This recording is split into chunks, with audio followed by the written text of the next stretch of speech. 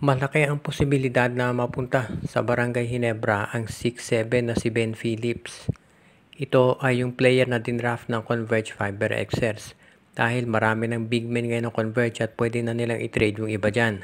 Ang sabi nga ng iba, kaya kumuha ng sobrang daming bigs, itong Converge ay gagawing mga trade asset. Dahil syempre, yung mga bigs nila ay mostly magiging backup lang naman yan kay Arana at kay Baltasar.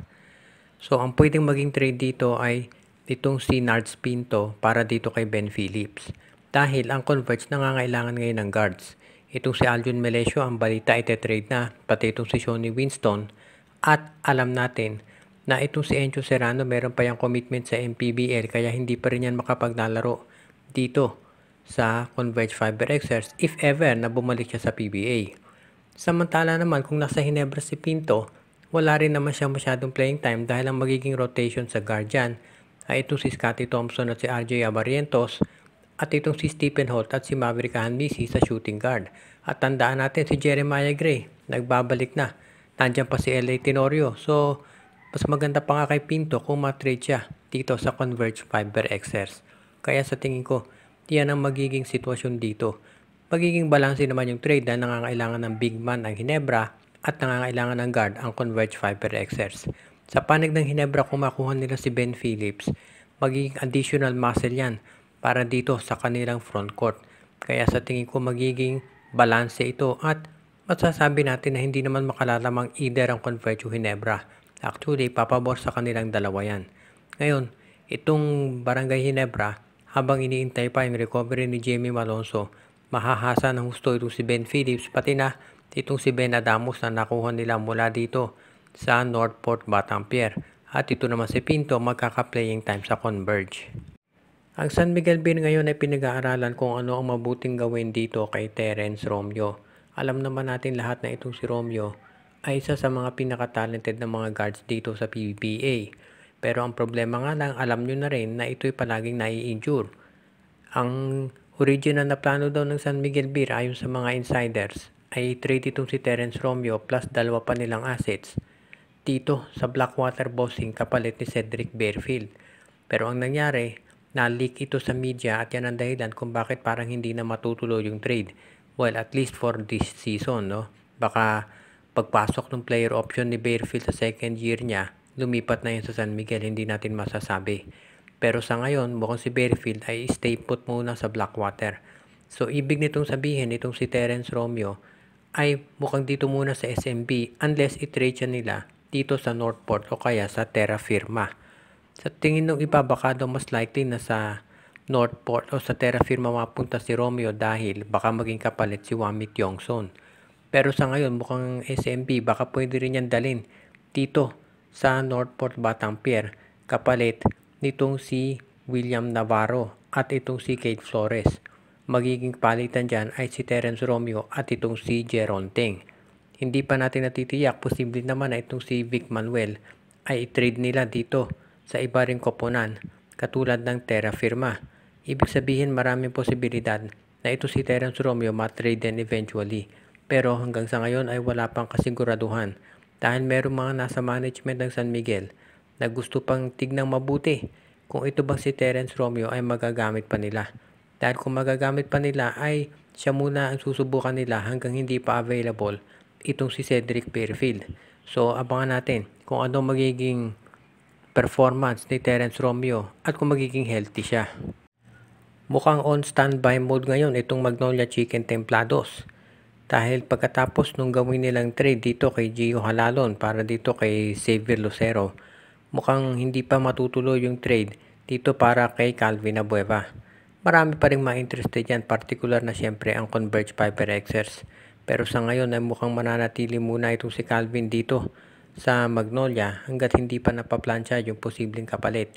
Diyan lang naman nagkakatalo itong Converge at Magnolia kung gaano ba nila i-determine yung value nitong si Abueva. Alam natin na gusto niya makuha ni Governor Delta Pineda pero hindi pa natin natitiyak kung sino ba ang hinihiling na kapalit ng Magnolia. Dahil siyempre, alam natin itong si Abueva kahit sabihin natin maraming issue ay isa pa rin doon sa mga tinatawag na mga rotation players ni Coach Chito Victolero. So hindi nila basta-basta pakakawalan din yan nang hindi nakakakuha ng sulit na kapalit. At kahit gusto ng Converge itong si Calvin Abueva, hindi naman guaranteed na diretsahan dyan dadalhin ng Magnolia ito. Tandaan natin ang unang balita si Abueva mapupunta sa Northport Batangas kapalit ni Arvin Tolentino. Sa ngayon, posible pa rin na sa Northport siya mapunta, pero medyo lumabo na yan. Dahil nga, if ever dadalhin talaga ito si Abueva sa Northport, dapat sinama na siya doon sa Xavier Lucero trade. So kung hindi natuloy yan, tignan natin baka diretsahan na siya dito sa FiberXS dalhin. At ang initial na report ay baka si Gio Ambohot ang kapalit. Pero hindi pa natin natitiyak, baka nagbago ng isip ang management dahil bata pa itong si Ambohot at 6'7 yan. Yun nga lang, ang dami na rin mga big men itong FiberXS. So tignan natin, baka magbago sila ng isip ngayon at magdesisyon na ipamigay na si Ambohot para dito sa isang veterano. Total, marami naman silang mga rookies, pwede na silang kumuha ng isang veterano na magagamit at makabigbigay na eksperyensya do sa mga players nila.